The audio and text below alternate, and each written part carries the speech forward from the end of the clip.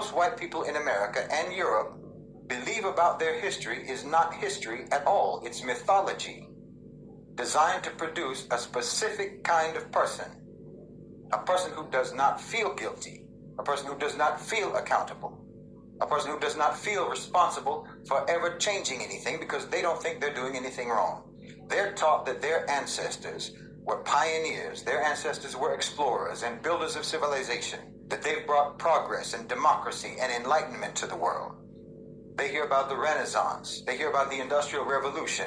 They hear about the Age of Discovery, and so forth and so on. And not about enslavement, not about genocide, not about the theft, not about the destruction that their people are responsible for. They're not taught that their prosperity was built on unimaginable suffering.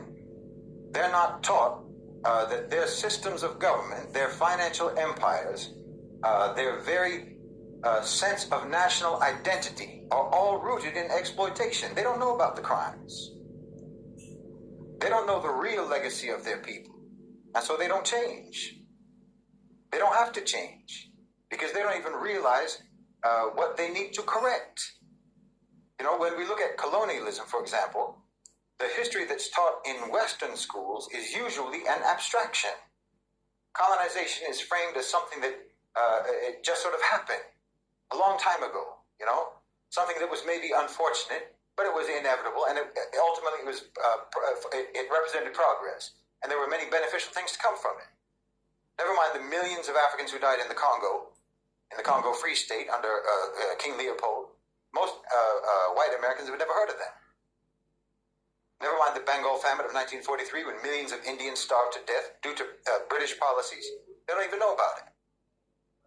The fact that the American police forces evolved from slave patrols, they don't know about that either. And they're not any more informed about the ongoing crimes, like the pillage of African resources today, the economic neocolonialism that keeps entire regions of the world impoverished, the exploitation of labor in the global south. These aren't relics of history. That's the present day reality of what your people are doing.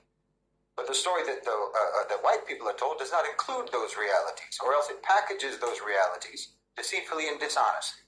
They packaged them dishonestly and deceitfully in the past just like they do now. The irony is that when they're confronted with the truth, many of these people will react defensively. You know, I didn't do that. That was in the past. Why should I feel guilty? But this reaction in and of itself reveals how little they're really understanding. It's not about guilt. It's about responsibility.